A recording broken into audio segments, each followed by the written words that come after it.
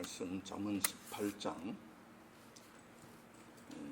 10절 한 절만 보도록 하겠습니다. 잠언 18장 10절 말씀. 차신 줄 알고 제가 받들어 봉독하겠습니다. 여호와의 이름은 견관망대라. 의인은 거리로 달려가서 안전함을 얻느니라. 오늘 본 말씀을 중심으로 해서 여호와의 이름은 견관망대라는 제목으로 말씀을 나누고자 합니다.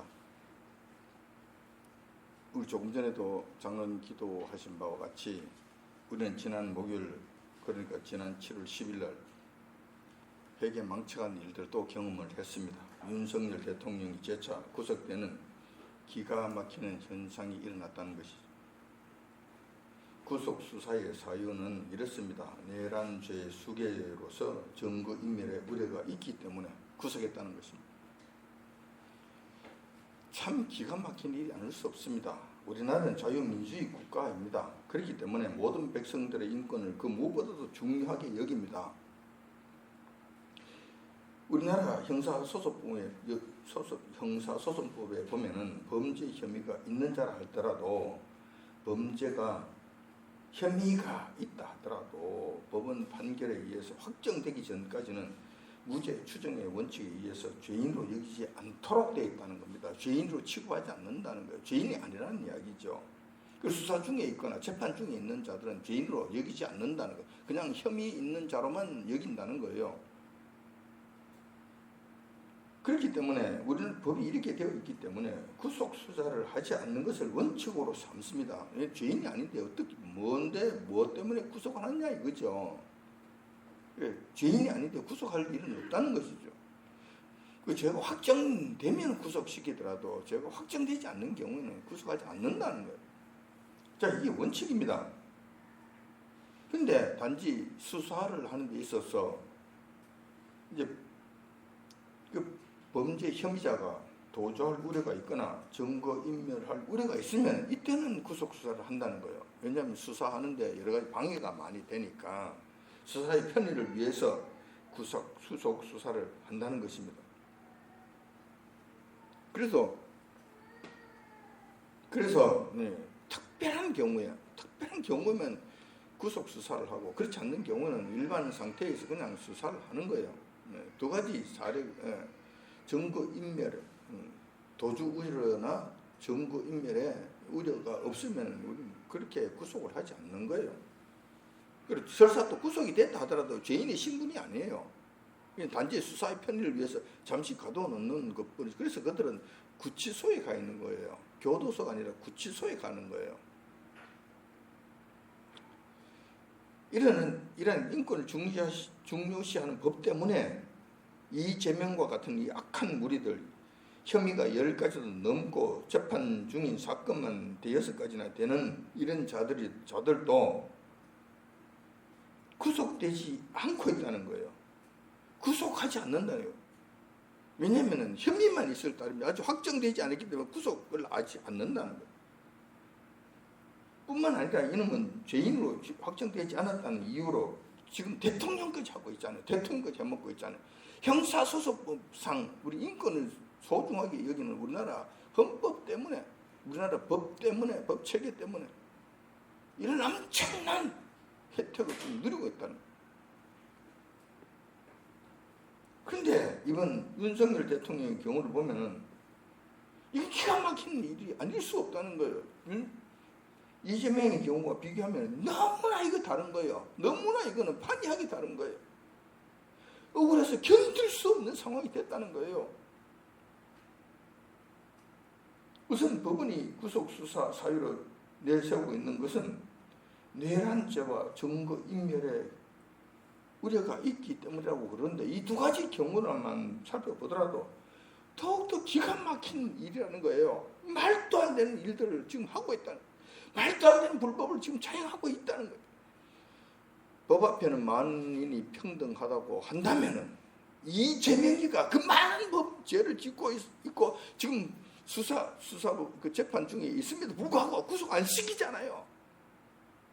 증거인멸은 이재명이 더 많이 하고 있잖아요. 주변에 있는 사람들 전부 다 자기가 불리한 증언을 할 것 같으면 그런 사람 좀 죽이는 사람이 없애버리고 죽여버리고 하는 사람들만 해도 10명이 넘잖아요. 그리고 수많은 자료들 전부 없애버리고 수많은 자료들 폐기시키고 컴퓨터 파기시키고 이런 일들을 얼마나 많이 하고 있습니까? 근데도 그러면 수사를 구속을 하지 않잖아요. 근데 윤석열 대통령이 무슨 증거인멸을 합니까? 무슨 증거인멸을 하느냐고.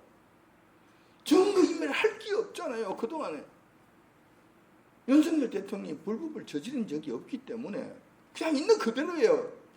있는 거 없는 거 다 까발린 것이 저희들이 지금 국회에서 한 일들이고 언론에서 그렇게 주구장창 떠들어댔던 이 내용들이 전부 다잖아요. 이거 외에 더 하는 것이 뭐 있습니까? 수사할 거 뭐 있습니까? 더 까발릴 것이 숨길 것이 뭐 있습니까? 없잖아요. 잘못한 것이 없는데 무슨 숨길 것이 있다고 증거인멸에 우려가 있다고 떠들어댔냔 말이에요. 이 나쁜 놈들, 말도 안 되는 소리를 지금 하는 거예요. 뿐만 아니라 내란죄의 수괴, 내란죄가 뭔지를 전문에서 제가 말씀을 드렸잖아요. 내란죄라고 하는 것은 우리나라 안에서의 전쟁에 중원하는 이런 험악한 일들을 일어나는 것을 의미합니다. 그렇게 해서 그게 수괴라는 거예요. 수괴, 머리라는 거예요. 다시 말해서 현 정부와 현 정권을 향해서 현 정부를 대적해서 전쟁에 준하는 그냥 분란을 일으키는 이것을 의미하는. 다시 말해서 이 다른 필리핀 같은 이런 나라에서는 거기 안에 그 반군들이 막 설치되잖아요. 반군들이 설치잖아요. 반군들이 무장을 해가지고 자기들이 막 해서 모아가지고 현 정부군하고 싸우고 막 난리가 나잖아요. 이때 이걸 내란이라고 이야기하는 거예요. 그때 반란군의 대표를 갖다가 내란죄의 수괴라고 이야기하는 거예요. 윤석열 대통령이 그렇게 했습니까? 한 적이 없잖아요. 대통령이 헌법이 정하는 바에 의해서 대통령에게 주어진 특별한 권한, 나라가 특별한 위협에 처했을 때는 국가 비상계엄령을 선포할 수 있다. 그래서 나라의 기강을 바로잡고 나라를 바로 세우는 이 일을 해야 된다고 대통령에게만 그 권한을 허락해 준 거예요. 헌법이 정해놓은 거란 말이에요. 그 법에 따라서 지금 비상계엄령을 선포한 것이잖아요. 선포했는데 이 비상계엄령이 불법입니까? 법에 없는 것입니까? 법대로 한 것이잖아요. 그 법대로 그게 또 철수하기는 그 비상계엄령을 해제하기도 법대로 해제를 했고 언제 그것으로 인해 가지고 내란에 준하는 전쟁에 준하는 다툼이 있고 혼란이 있고 사회가 뒤집어지고 하는 이런 일들이 있었냔 말이에요. 있을 수 없잖아요. 대통령이 대통령을 향해서 대통령이 정권을 향해서 대항하고 싸우고 하는 이런 일들이 있을 수 있느냔 말이에요. 이거는 논리적으로도 불가능한 일. 논리적으로 불가능한 일. 그래서 억지로 공수처에서 윤석열 대통령을 구속시켜서 재판을 받게 했는데 구속을 했는데 구속적부 심의를 한 결과 첫 번째 이게 말이 안 된다고 해서 뭐 지귀명 하여튼 그 판사가 이거는 말이 안 되는 것이다. 이거는 어떤 이런 말도 안 되는 소리를 하냐 해서 그래서 이게 구속 부당하다고 해서 석방시켜줬잖아요. 그런 일이 있는데도 재차 또 올라가면서 그전에는 이재명이가 대통령이 아니었고 지금은 이재명이가 대통령 가짜 대통령 자리에 앉아가지고 대통령 노름하면서 상황이 조금 바뀌었다 해서 다시 끄집어내 다시 끌어내서 또 잡아쳐 넣는 거. 일사부재의 원칙에 의하면 한 번 판결이 났으면 그걸 다시 하는 일은 없습니다. 그 같은 죄로 다시 구속시키는 이런 일은 없단 말이에요. 근데 막무가내식이야. 뭐 법도 없고 경무도 없고 자기 눈에 이건 독재도 이런 독재가 없어. 지 마음대로 하는 게 자기 하고 싶은 대로 하는 거야. 얼마나 억울하겠습니까? 저희들도 억울한데 이걸 당하고 있는 윤석열 대통령 입장에서는 얼마나 억울하겠냔 말이에요. 가족들은 또 얼마나 억울하겠냔 말이에요. 사람을 이렇게 억울하게 해도 되는 겁니까? 백성들을 이렇게 험하게 다뤄도 되는 거냔 말이에요.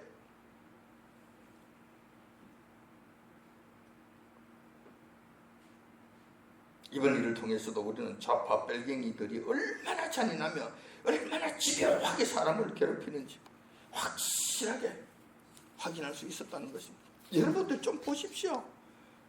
뭐 그들도 인간이니까 사람이 먼저다 그랬으니까 뭐 사람 살게 하겠지, 뭐 그 사람도 뭐 짐승이겠어? 아니요, 이 사람들은 짐승보다 더 못하는 사람들이요. 얼마나 집요한지 보세요. 얼마나 잔인한지 보시라고. 엘강이 사상을 가지고 있는 사람은, 좌익 사상을 갖고 있는 사람들 이렇게 못된 거예요. 이렇게 독한 거예요. 배후에 있는 사탄이 이러한 모습이라는 거예요. 사탄의 속성이 이러하다는 거예요. 그래서 우리의 철천지 원수는 사탄인 거예요. 마지막 원수는 사탄이 되는 거예요. 이번에 윤석열 대통령이 재차 구속되는 참담한 현실을 맞이해서 세상 사람들과 교회는 여러 가지 다른 반응을 보이는 것을 알 수가 있습니다. 대체적으로 분류해 보면은 세 가지 각기 다른 반응을 보이고 있다는 것입니다. 윤석열 대통령이 이 재차 구속되는 이 참담한 현실을 바라보면서 우리나라에서도 우리나라의 백성들 뿐만 아니라 교회들까지 세 가지 각각 다른 반응을 보이고 있다는 거예요. 자, 이것이 반응이 알아보는 것은 굉장히 중요한 일이다. 왜냐하면 이것은 우리가 사실을 얼마나 바르게 알고 있으면 얼마나 옳고 그름을 분별할 수 있는 분별의 능력이 있는지 하는 문제하고 직결되기 때문에 그래요. 그 반응을 보면 알 수가 있어요. 이 분별력이 있는지 없는지, 참된 옳고 그름을 알고 있는지, 사태를 바르게 인식하고 있는지 없는지 우리가 이걸 알 수가 있다는 거예요. 그래서 이건 중요하다는 거예요. 첫 번째 부류를 보면은 이렇습니다. 윤석열 대통령의 재구속에 대해서 좋아 죽는 자들, 이런 반응을 보이는 부류들이 있다는 거예요. 이들은 가짜 뉴스에 완전히 속아서 윤석열이 내란죄의 수괴라고 철석같이 믿고 있는 자들입니다. 이들은 이재명의 정권은 아주 훌륭한 정권이어서 이 나라를 더욱 부강하게 잘 살게 해줄 것이라는 생각을 갖고 있다는 거예요. 반면에 윤석열 정권은 진짜 붕괴되어야 하며 윤석열은 법에 따라 처벌을 받는 것이 마땅하다고 믿는 자들이라는 것입니다. 따라서 이들에게 윤석열 대통령의 재차 구속은 그렇게 좋을 수가 없는 희소식이었다는 것입니다. 그래서 일부 교회도 그렇고 이 땅에 사는 일부 백성들도 그렇고, 아, 잘됐어, 너무나 잘됐어, 이러고 있다는 거예요. 이러고 있다는 거예요. 두 번째 부류가 있습니다. 두 번째 부류는 윤석열 대통령의 재구속에 대해서 별다른 생각이 없는 자들입니다. 이들은 막연하게 뭐 그저 잘 되겠지, 뭐 나라가 알아서 하겠지 뭐 라고 하는 그 기대감과 함께 지금까지 별 문제 없이 잘 지내왔으니까 앞으로도 잘 되겠지, 별 탈 없겠지, 뭐 이런 생각을 가지고 있다는 것입니다. 아니란 생각을 가지고 막연하게 아니란 생각을 가지고 있는 자들이라는 것입니다. 이 사람들의 특징은 지금 자신들 앞에 닥친 현안 문제 해결에 급급해서, 다시 말해서 지금 당장 먹고 사는 일이 급급해서 당장 지금 부도가 나는 것을 막는 것이 그게 급급해서 세상 일은 별 관심이 없다는 거예요. 나라 일에 관심을 가질 여유조차 없다는 것입니다. 그러면서 이거 나는 뭐 그런 데는 별 관심이 없어. 정치에는 나는 관심이 없어. 뭐 잘 되겠지, 뭐 잘 하겠지, 뭐 그동안 별일 없이 잘 지내왔잖아. 뭐 이번에도 뭐 돈 준다고 그러니까 뭐 돈 받으면 뭐 좋은 거 아니야? 농촌 농촌에 뭐 또 뭐 지원해 준다 그러니까 그거 지원해 주는 거 뭐 좋은 거 아니야? 그러면 이 정부가 더 잘하는 것이지, 뭐 우리한테는 더 좋은 것이잖아요. 좋은 것이잖아. 뭐 그렇게 뭐 세상 사는 거 뭐 별것 있겠어? 이러고 너는 넘어간다는 거야. 교회도 그렇고 세상 사람들도 그렇다는 거야. 상당수 여기에 빠져 있는 거예요. 자, 이제 머리도 아파, 골치도 아파, 싸우는 것도 싫어. 그러니까 뭐 잘 되겠지. 뭐 이런 상태에 이런 모습을 보이는 부류가 있다는 거예요. 그런데 세 번째 부류가 있습니다. 세 번째 부류는 윤석열 대통령의 제 수감 조치에 대해서 나의 일처럼 생각하면서 가슴 아파하는 자들이라는 것입니다. 이런 부류가 있다는 것입니다. 이들은 지금 세상 돌아가는 것과 정치인들의 행태들을 예의주시하면서 옳고 그름을 분별하는 자들입니다. 제대로 아는 자들이에요. 이들은 거짓말에 속는 자들도 아니고 언론들의 거짓말 떠드는 그 뉴스에 마음을 여는 사람들도 아니라는 것입니다. 이들은 언론의 거짓 뉴스와 타락한 정치인들의 거짓 주장에 속지 않는 자들이라는 것입니다. 특별히 윤석열 대통령처럼 나라 권력의 최상층부에 있었던 자들마저 이렇게 자신들 마음대로 구속하고 쳐넣는 것을 바라보면서 죄도 없는 자를 죄를 만들어서까지 잡아였는 것을 보면서 탄식을 한다는 거예요. 윤석열 대통령처럼 권력 최상부에 있는 사람들까지 끌어내서 잡아넣는다면, 죄가 없는데도 죄를 만들어서 잡아넣는다면, 우리 같은 일반 범부들, 일반 국민들, 힘도 없고 백도 없고 능력도 없고 권세도 없는 이 인간들쯤이야 저들 안중에 있겠는가. 마음만 먹으면 언제든지 잡아서 쳐넣는다는 거예요. 자기 마음대로. 우리가 죄를 짓든 죄를 짓지 않든 상관없다는 거예요. 얼마든지 우리 정도는 뭐 눈 하나 깜짝거리지 않고 100명이든 1000명이든 10,000명이든 10만 명이든 그냥 잡아서 얼마든지 넣을 수 있는 자들, 얼마든지 그냥 죽일 수 있는 자들, 눈 하나 깜짝거리지 않고 하는 자들이라는 거예요. 윤석열 대통령이 이렇게 불법적으로 구속되는 이 일들을 보면서 이것이 남의 일처럼 생각되지 않는 것은 이것이 바로 나의 일처럼 느껴지기 때문에 그래요. 우리 같은 존재는 더 이상 설 자리가 없겠구나 하는 안타까운 마음도 있기 때문에 그래요. 그래서 남의 일이 아니라 내 일이 된다는 거예요. 윤석열 대통령이 나라를 위하여 헌신하고 일하다가 당하는 정말 이렇게 억울한 일을 당하는 보면서 그것도 안타깝고 속상한 일이지만은 그게 더하여서 이 일이 곧 우리에게 닥칠 일일 수도 있겠다는 이런 생각 때문에 더 안타까운 마음을 가진다는 거예요. 이런 반응을 보이는 교회들은 그렇게 많지 않습니다.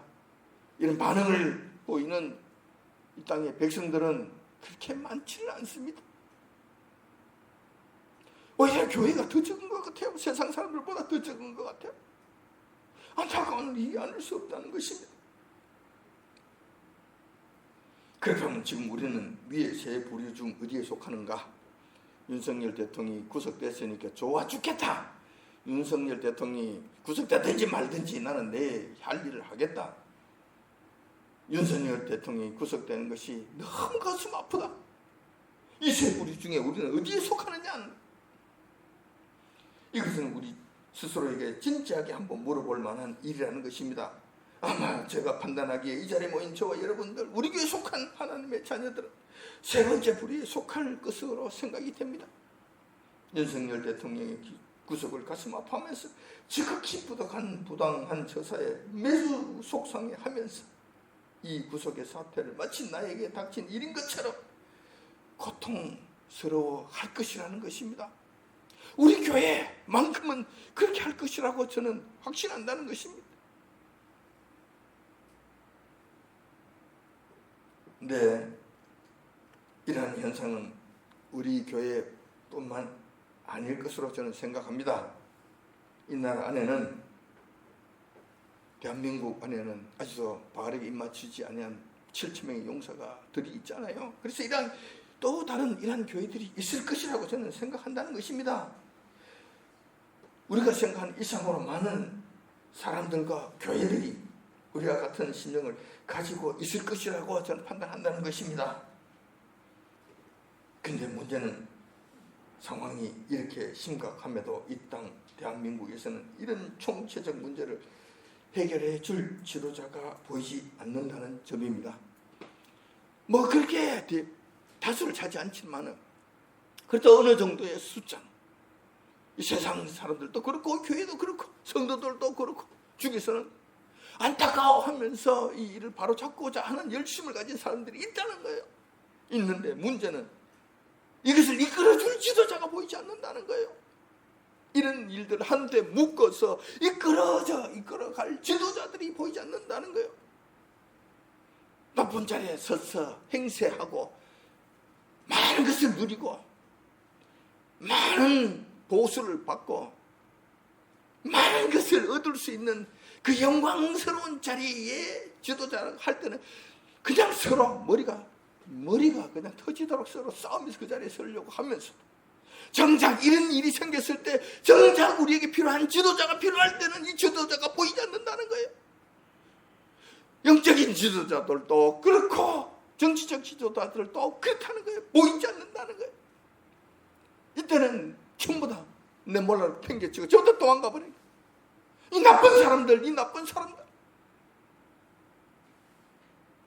다행히 황교안 전 총리가 새로운 당을 결성하면서 부정선거를 밝히겠다고 일이 나서고 있으니까 조금의 희망을 걸어볼까 합니다. 어떻게 될지는 알지 못하겠지만,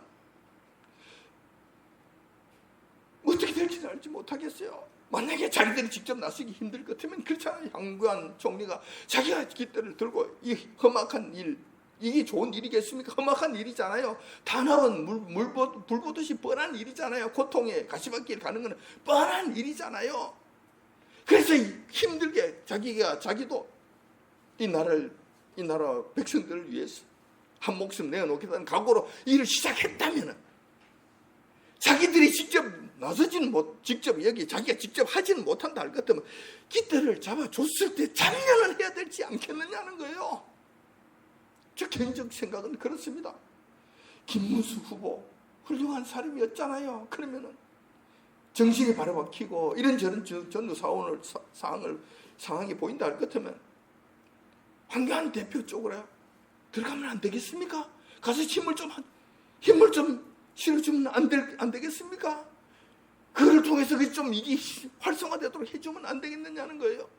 지금 현재 국민의힘당에 있어서 그동안에 윤석열 대통령 탄핵 반대 어쩌고 저쩌고 떠들어대면서 그동안 집회에 모여서 어쩌고 저쩌고 했던 사람들, 한동훈과 같은 이런 아주 더러운 인간들은 빼고 그나마 그 중에서 보수 우파 편에 서서 윤석열 대통령 다시 세워야 된다고 그냥 떠들어댔던 이 사람들만이라도 국회의원 때려치우고, 국회의힘당 그게 안주하는 거 때려치우고 나와서 황교안 편에 쓰면 안 되겠느냐 말이에요. 현직 국회의원 자격으로 한 20명만 황교안 당에 들어가서 내가 여기서 이름을 같이 하겠노라. 우리 힘써 달바하는 이 백성들을 위해서 내가 앞장서겠노라.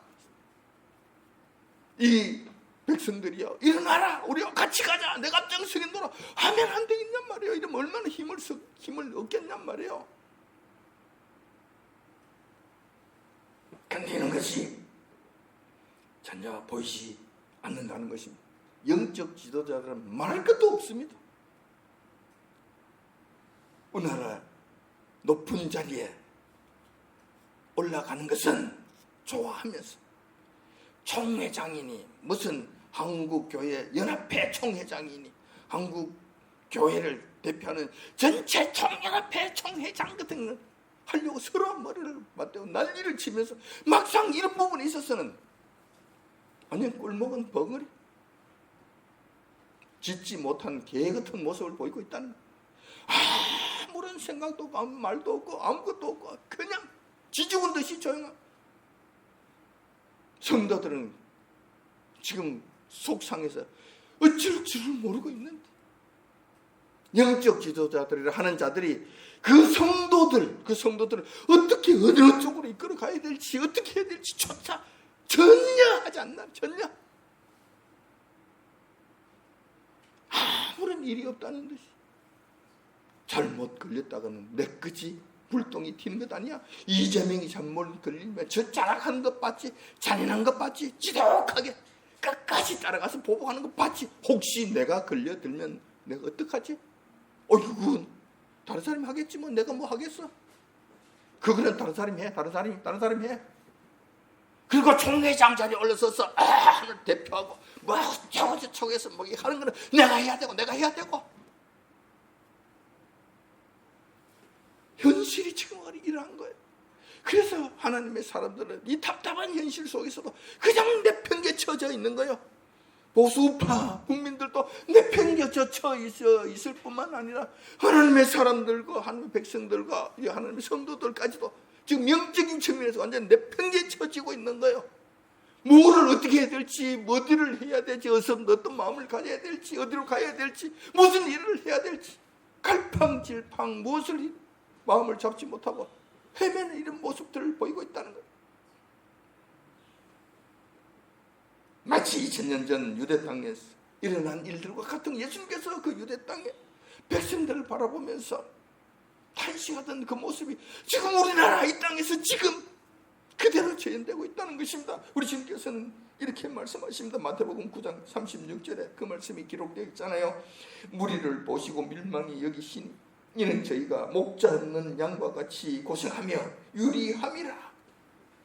우리가 지금 이 지경이 있다는 거야. 우리가 지금 믿는 성도들이 지금 유리방황하는 목자 없는 양처럼 이리저리 몰리고 저리 몰리고, 뭐 조금 뭐 있다 그랬더니 그쪽으로 쭉 갔다가 또 저쪽에 뭐 있다 그러면 저쪽으로 쭉 갔다가, 이리들이 와서 마구잡이를 그저 해치고 잡아가고 때리고 부수고 난리를 쳐고 잡아먹고 하더라도 어떤 목자 하나 나타나서 그것을 돌보려고 하지 않는다는 거예요.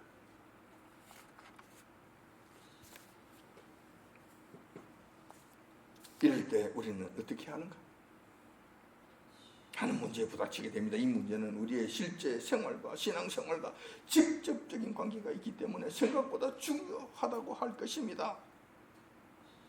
그래서 오늘은 윤석열 대통령 재착구속되는 기가 막힌 현상을 보면서 이때 우리는 어떻게 해야 되는가, 어느 길로 가야 하는가 하는 문제에 대해서 한번 살펴보고자 하는 것입니다. 우리 교회만이라도 바른 길을 가야 되지 않겠는가? 그런 심령으로 제가 말씀을 드리고자 한다는 것입니다. 이재명 일당들이 하는 모습을 보면은 무슨 짓이든 못할 것이 없어 보입니다. 삼권, 행정, 사법, 입법 모두 장악한 상태에서 백성들은 아예 눈에 보이지도 않는 듯 합니다. 이번에 대통령직 찬탈 기념으로 모든 국민에게 1인당 15만에서 50만원 경력금을 지급한다고 하네요. 경력금이겠지? 너희들 수고했다고.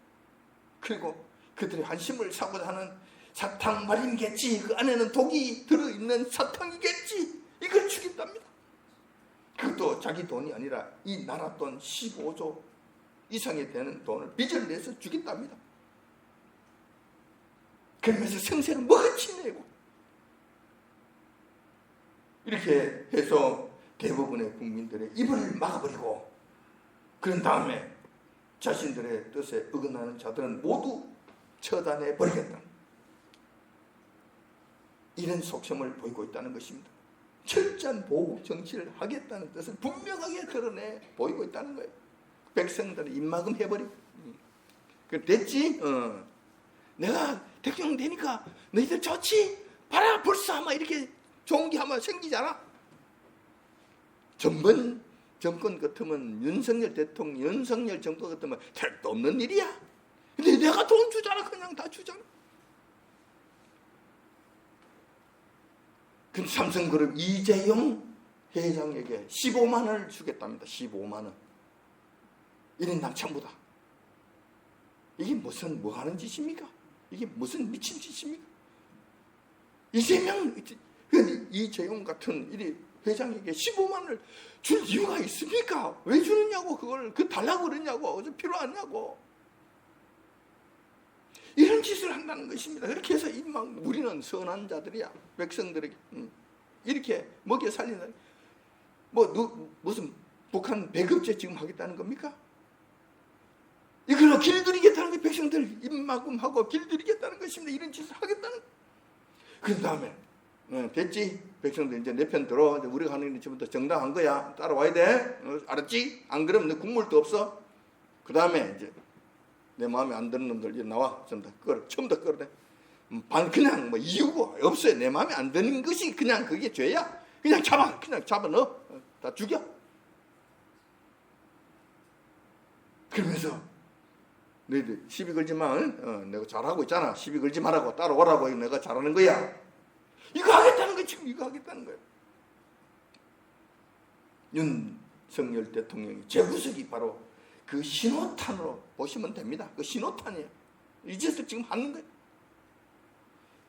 자, 그 다음 단계 어떤 일이 일어날 것까? 이재명 정권의 눈에 가시 같은 집단이 하나 있습니다. 그것이 바로 기독교 세력입니다. 가만둘 것 같습니까? 절대 가만두지 않습니다. 이들은 지독하고 악합니다. 못됐습니다. 집요합니다. 이들은 지금 차별금지법을 제정하고 있잖아요. 이것이 바로 기독교 세력을 무력화시키겠다는 의지의 표현입니다. 이거 확정되고 나면 그 다음에 기독교 세력들 그냥 가만 안 내비둘 겁니다. 마음대로 지금 제가 여러분들에게 설교하고 말씀드리는 이것도 불가능하게 될지 몰라요. 함부로 예배드리는 것조차 못하게 될지 몰라요. 사정이 이러함에도 정치인 중에서 이를 저지하고자 하는 자는 없습니다. 종교자들 중에서 목자 이런 양과 같은 성도들을 이끌어줄 자도 보이지 않습니다. 이렇게 되면 어쩔 수 없습니다. 상황이 이러하다면 우리가 지금 처한 현실이 지금 이렇잖아요. 이렇다면 어쩔 수 없어요. 누구에게 의지할 수 있는 것이 아니라는 거예요. 누구를 바라볼 수 있는 입장이 아니라는 거예요. 각자 도생해야 된다는 것입니다. 각자 자기 신앙을 지키고 자기 갈 길을 가야 된다는 거예요. 각 교회별로 그나마 살아날 계획을 세운다면 다양한 일이겠죠. 교회 단위로 길을 찾지 못한다면 개인별로 살 길을 찾아야 합니다. 각자 도생해야 한다는 것입니다. 그렇다고 여러분 신앙을 버릴 수도 없고 신앙생활을 포기할 수도 없습니다. 우리 주님 오시는 그날을 대비하지 않을 수 없습니다.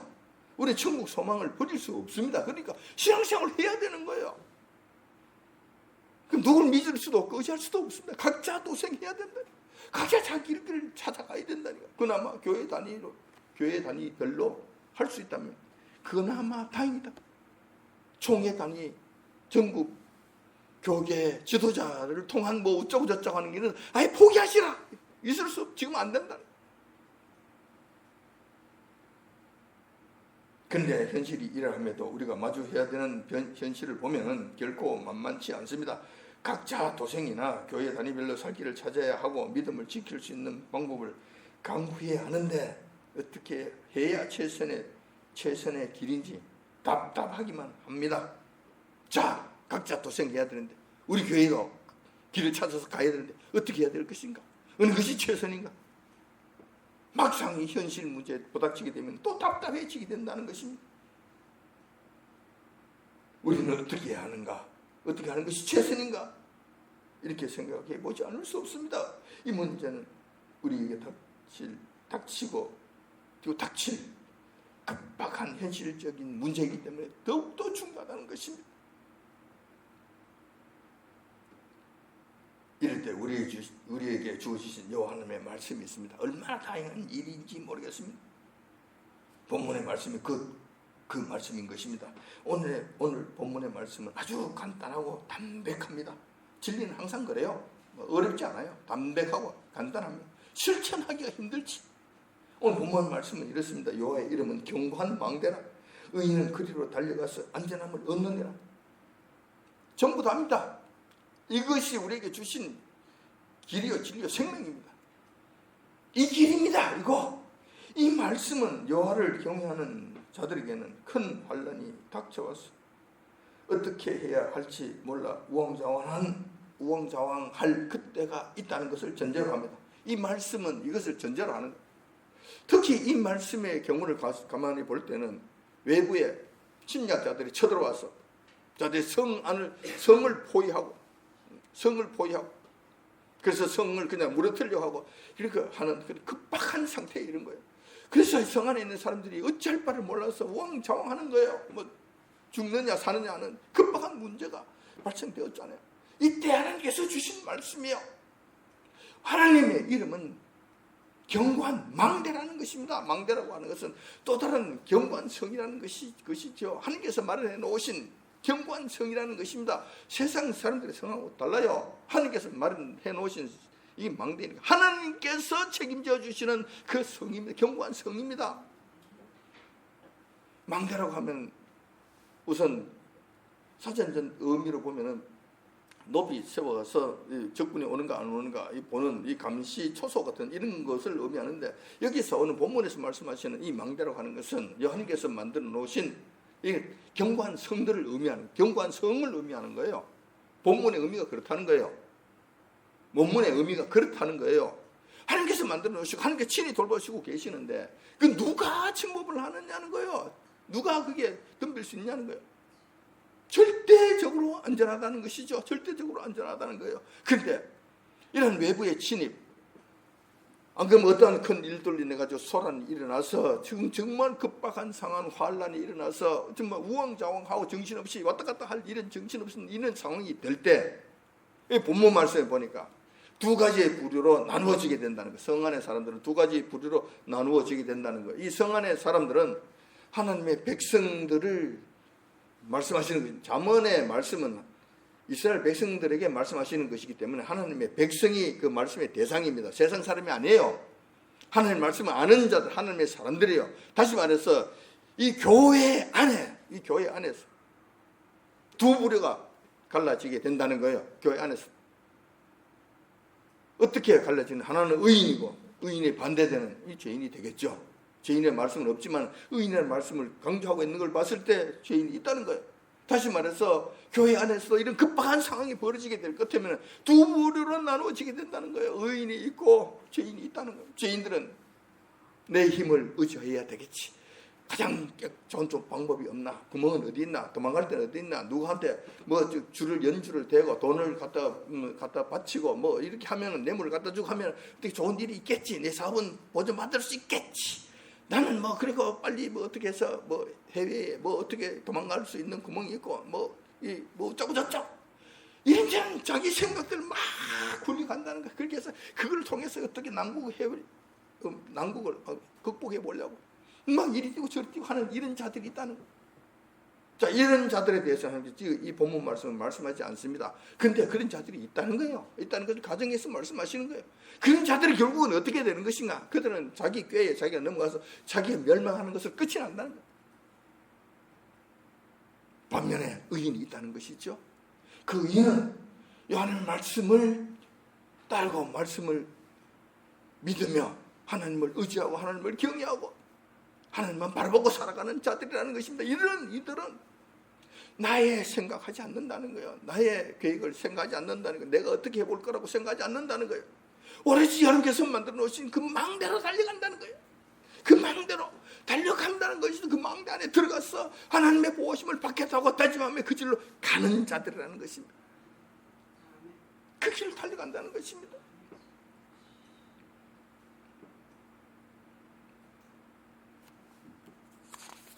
이러한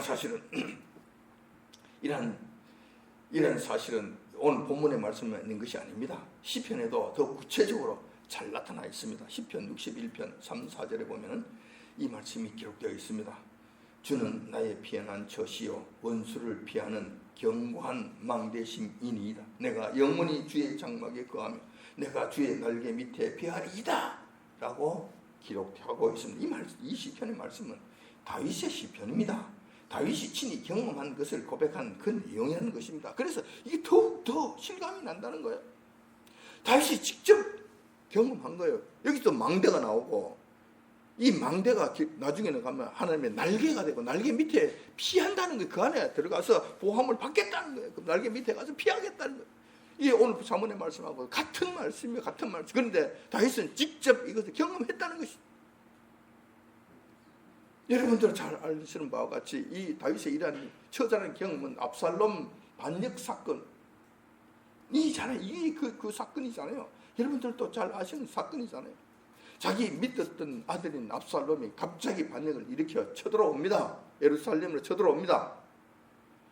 지금 다윗은 황급합니다. 시간을 다툽니다. 신발도 제대로 신지 못하고 급박하게 도망을 갑니다. 그 황급함은 이런 말할 수 없겠죠. 생명 자체가 지금 위협을 당하는 거예요. 죽느냐 사느냐는 문제, 이건 시급한 문제인 것입니다. 이것을 본인이 직접 경험한 거예요. 이때도 다윗은 내가 어떻게 하지? 내가 협상을 할까? 어떻게 자기 생각을 하지 않았다는 거예요. 자기 생각하지 않았다는 거예요. 이때도 여호와만 부르고 하나님만 의지하고 하나님 말씀을 순종하고, 하나님께서 나를 죽이시면 나는 죽는 것이고 하나님께서 나를 살리시면 나는 살겠다, 하나님께서 나에게 벌을 주시면 나는 벌을 받겠다 하는 심령으로 갔다는 거예요. 이런 사실이 사무엘하 16장 10절 11절에 잘 나타나 있습니다. 그때 다윗 왕의 심정을 잘 표현한 말씀들이 크게 기록되어 있다는 것입니다. 전부 다 읽기는 봉독해 드리기는 기니까 중간중간에만 조금 짧게 봉독해 드리면 이렇습니다. 사무엘하 16장 10절 11절의 말씀입니다. 왕이 가로되, 이건 다윗 왕입니다. 저가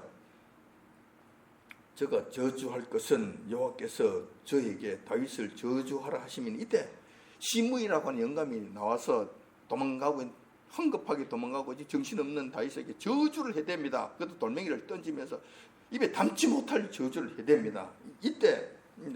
이때 다윗이 그렇게 이야기하는 것입니다. 제가 시므이라고 하는 이 영감이 나를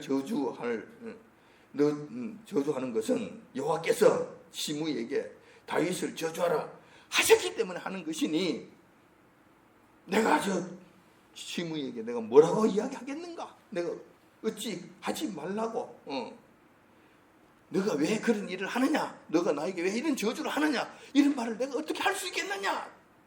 그러면서 옆에 있는 장수가 가서 저 시므이 영감 목을 치겠습니다. 그러니까 다윗이 하지 말아라, 하나님께서 이 일을 하신 것이니 나에게 이런 저주를 하라고 하시니 내가 그대로 달게 받아야 될 것이 아니냐. 그럼 처절한 심령으로 그것을 다 받아들입니다. 나 하나님 앞에. 다시 말해서 여호와께서 나에게 채찍으로 나를 때리시고 나의 잘못에 대해서 이렇게 징계를 하신다면 난 그 징계를 달게 받겠노라. 달게 받겠는데, 달게 받는다고 그 징계를 때리면, 징계를 하면은 징계를 피해서 도망을 가거나 하나님 피해서 멀리 가려고 하는 것이 아니라 얻어맞으면서 더욱더 하나님 품 안에 깊이 들어가겠다는 거예요. 나는 그 앞에 어릴 때, 요즘은 잘 없지만 어릴 때 옛날에 어머니들은 아들들을 속이상에 두드려 패는 경우가 있습니다. 말을 안 듣는다고 때리면은 대부분의 아들들은 한 두 차례 때리면 그냥 도망갑니다. 철리면 도망. 그런데 어떤 아들은 특이한 경우인데, 어떤 아들은 때리면 때릴수록 엄마 내 잘못해서 그러고 오히려 침 아픔 안에 더 깊이 들어가는, 더 쌓이는 거예요. 그럼 엄마가 나중에 때리다 그만두고 그다음에 아들을 안고 우는 거예요. 자, 이것을 다윗은 했다는 거예요. 다윗은 이 길을 했다는 거예요. 그래서 내가 주님의 날개 아래 피하리로다.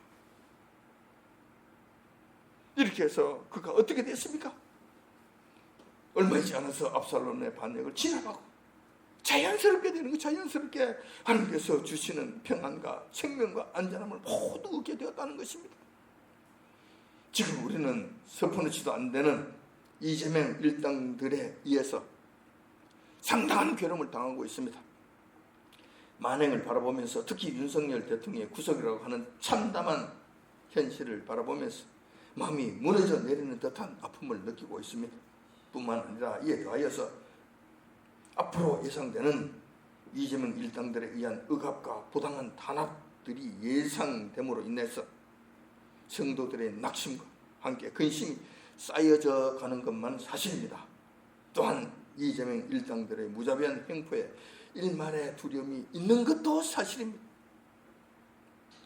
이들이 우리를 앞으로 어떻게 할까? 그렇다고 신앙을 저버릴 수도 없고, 신앙을 지키자니 저들이 가만둘 것 같지는 않고, 이러니 일말의 두려움이 있는 것도 사실이라는 것입니다.